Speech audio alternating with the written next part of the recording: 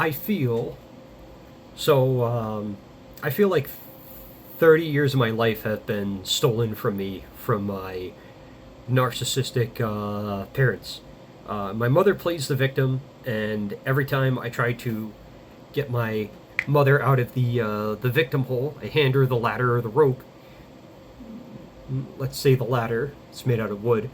Uh, she decides to go down in her dysfunction hole. She takes the ladder, chops it into pieces, and then makes shelves with the pieces in her dysfunction hole. And then every time I find a way to finally get the pieces from the dysfunction hole and retool them back into a ladder, some way to jimmy myself up or, you know, climb on the whatever. My dad's back there punching me back down into the dysfunction hole. So, either way, this isn't good.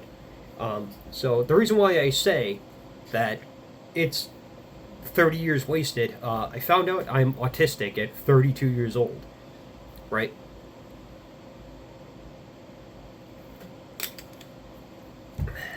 And then, um, so I found the last part of the puzzle, and now I'm doing the stuff for myself that I was supposed to do when I was like 6 years old, 9 years old. And like, is that child abuse? Is that child abuse to like do that kind of stuff? Um, I have so many stories. Um, my dad will say, this is what a narcissist will do, right? I remember a specific thing of I had a snow globe when I was a little kid, right? And I can't remember why we had it. We had this one snow globe, and I couldn't have been any taller than maybe, 3 feet tall, right? Same size as I am now. No. I'm under 6 feet, so that's, whatever. And so I had this snow globe, and my dad is twice my size, right? He looks like a monster, you know? And he's yelling at me because I got bad grades or I hit my brother or something. And he always found some reason to hit us or yell at us or do something like this. And I remember holding a snow globe, and it was, big ass snow globe for a kid, right? I'm shaking it, and I'm looking at this, and he's yelling at me, and I'm zoning him out. And he rips the snow globe out of my hand. And I think I got it as a gift from somebody. And he takes it, and he fucking smashes it on the ground. And I start crying. And he says something like, "Look at me!" And that's always what he does. He did the same thing to me a couple of years ago, right?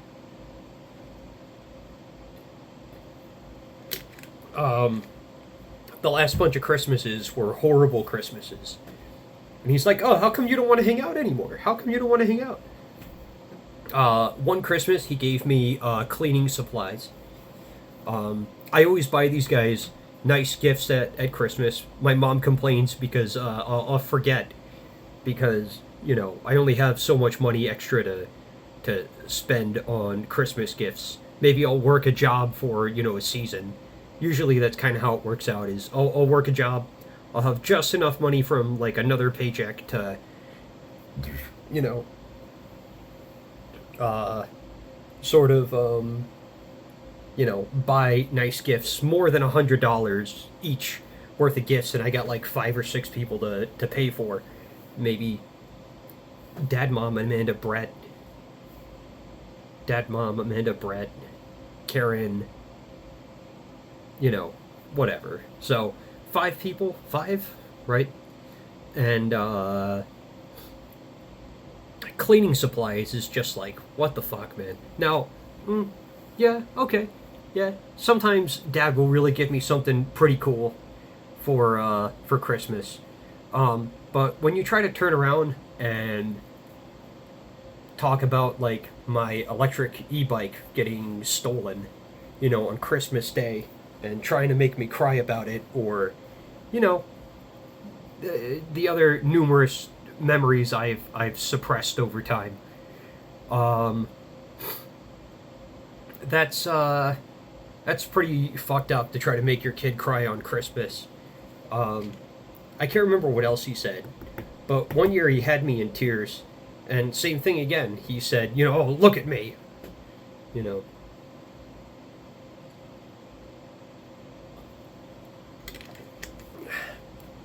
I don't really know what his problem is, but it's just annoying. I don't know why he does that.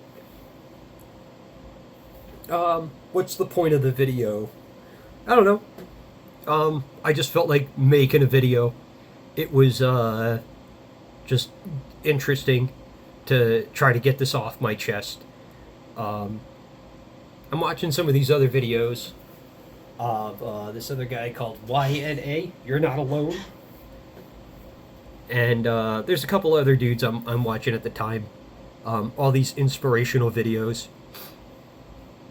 And I think karma's just gonna eat these people alive that were, you know, trying to make me be small, trying to keep me inside, you know, try to keep me inside this cage or give me golden handcuffs, you know, telling me my max potential is, floor buffer guy or a janitor. Yeah, we'll see. We'll see what the max potential is for earning potential, etc.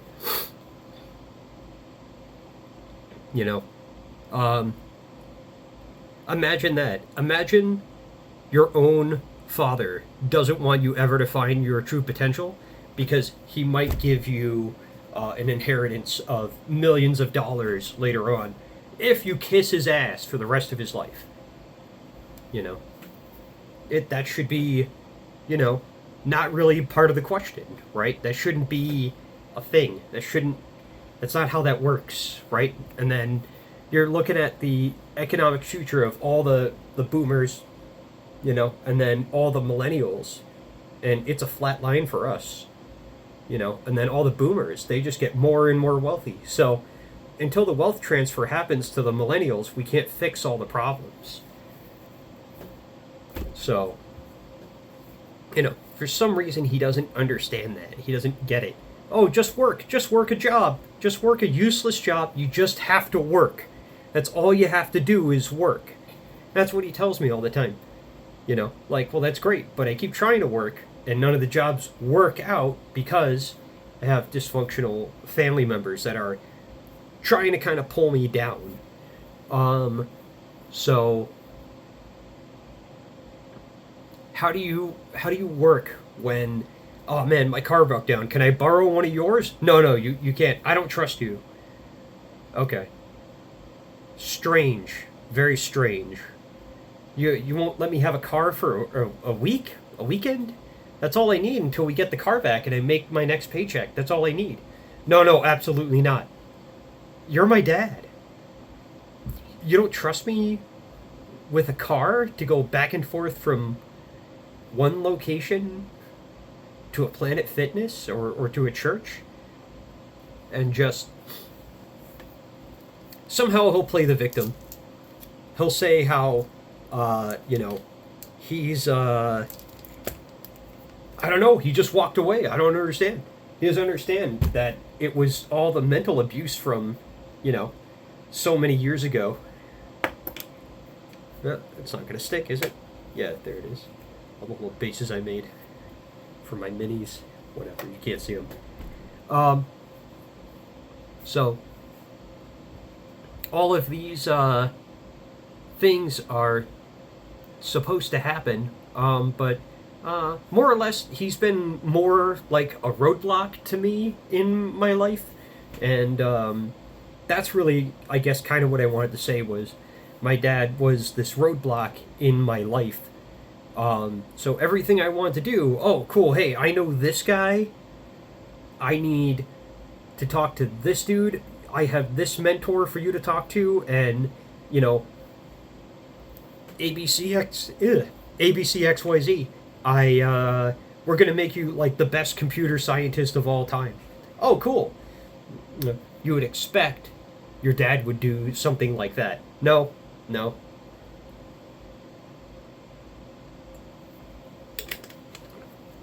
He's going to do something along the lines of absolutely sabotage me, give me no mentors, and, you know, go do it yourself is pretty much his mentality. And you go, holy shit, Dad, what is your problem? How am I supposed to find all these people? I'm relying on you as a 17-year-old kid, you know, as a 10-year-old. You're supposed to help me, like, foster these skills. You did absolutely nothing. I gave here was his way of trying to make sure that I can get through all this stuff. Here's a book. All my visual C++ books that were like this big, right? Learn all that. Like, Dad, I can't see. I can't see. I can't read any of the information. It doesn't mean that I can't comprehend things. I can't see it. I can't see it. You know? So I have all this wealth of information, and he's stuck on this bias that he thinks I'm fucking stupid because I didn't get good grades in high school. You know? And then I go in the military and I blow it out of the water. I get all A's on my classes. Now, okay, it was a specialized course. I could see how it's not as hard, but that stuff was hard. That was hard. It was an accelerated learning class. I had to sit there for hours and read those books, man. And so is it a comprehension thing, or is it more a focus thing? I think it's definitely more a focus thing. So the reading comprehension is there. It's not that, you know, I can't comprehend what's in the fucking book.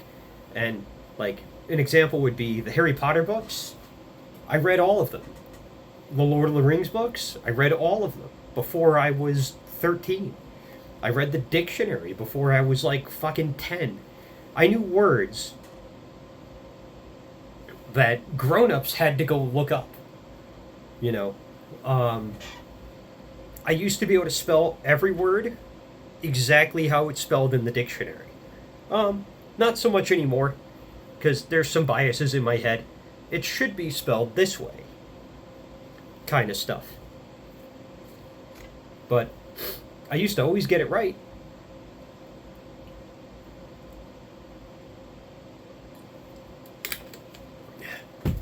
There's something to it of learning your language so well. You know, all the rules to it and understanding why. You know, recording comprehension. Recording every episode of how it's made and learning how all of it is connected to Henry Ford and the assembly line, and going, dude, Henry Ford is like one of the most influential people of all time. I didn't like his letters to Hitler, but that's pretty wild that, you know, he came up with this assembly line thing, and now everyone else uses the assembly line. Everyone else uses the assembly line, right? Yeah, of course. So, I don't know. It's definitely an interesting thing, you know, the assembly line. But so pretty much, I'm starting my life over again with stuff that I was supposed to be doing when I was 9 years old, with this autism evaluation stuff, and figuring out what I'm supposed to kind of do with my brain and how my brain processes things. And so I won't be talking to my negative influences, my triggers, which are my dad, my brother, and my mother, for a long period of time. You know, I love them very much, but their actions don't match their words. When I needed someone there that was going to be there for me, they basically kicked me when I was down. And they'll tell you otherwise. But when I'm like, hey dude, I'm in the middle of my alcoholism. Oh, I know what to do. Let's get you tested for autism. You know, that's not really the right way to do that, you know? Don't drink because I need you to be sharp. That's great. I'm going to drink anyway because I'm addicted to alcohol. You know, 5 years sober, I think, right? 23 I think just after that evaluation, I got sober 20, 23, 24, 25, 26. That's 4 years and change. I can't remember exactly the month I got sober. That was rough. That was really rough. I was in and out of rehab for those couple of years.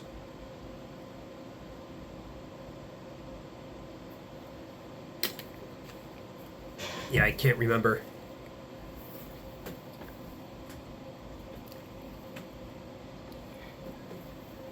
That was a very very strange time, but I finally did it, man.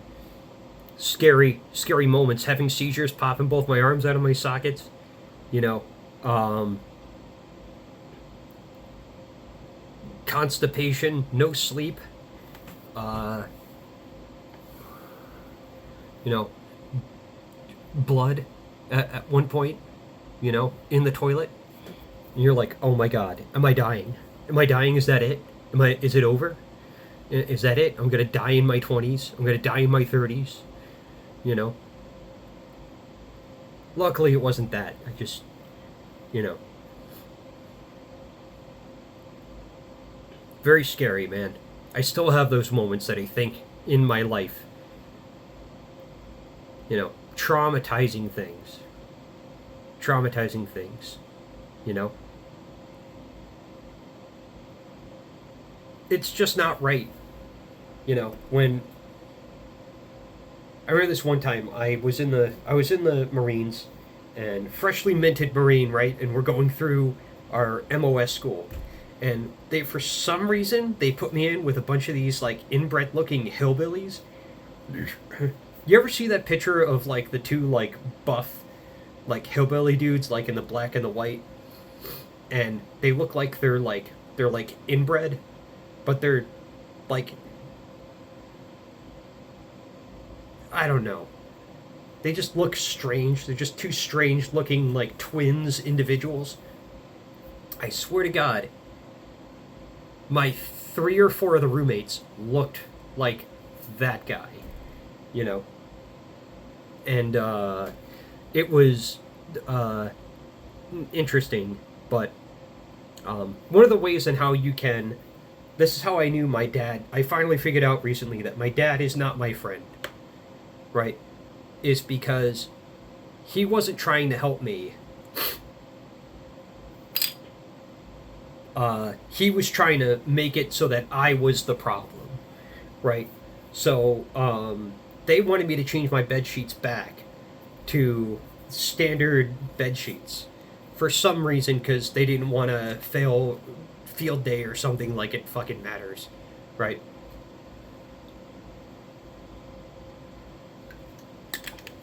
And I'm telling him what the rules are, and the rules are in the guidebook that you can have your own bed sheets as soon as you're out of boot camp. So I went out and I bought my own bed sheets, and I wanted to keep those, but I've got idiot roommates, and they proceeded to cut up my bed sheets to try to force me to have them, you know, change them back to the other ones that we're using that are in the room because they want everything to be uniformed. You know, and this is just absolute garbage logic for back then, but same thing. Instead of my dad helping me find, okay, who's your chain of command, who can you talk to, like why did they cut up your sheets, you know, and I'm trying to stick to my guns here, and my dad's the only guy who should be helping me find the correct way and how to do this. Excuse me, I burped. The monster. And he's not helping me go find the correct people. And I should have gone, oh, my dad's not my friend, is he? Right? So that's just kind of annoying, and I don't know why he would do that. Just very strange. Alright. Well, hopefully I kind of told you everything. if I ever really got to the point here. But pretty much, found out I'm autistic. My dad wasted a lot of my time. I'm doing what I was supposed to do when I was 9 years old. It's taking a lot of time. And, I don't know how many more chances I'm going to have to get this right. But hopefully, I become an electrician very soon, and that will probably change my life. So I'm this close, and you know that's pretty much it. All right, see you guys. Bye.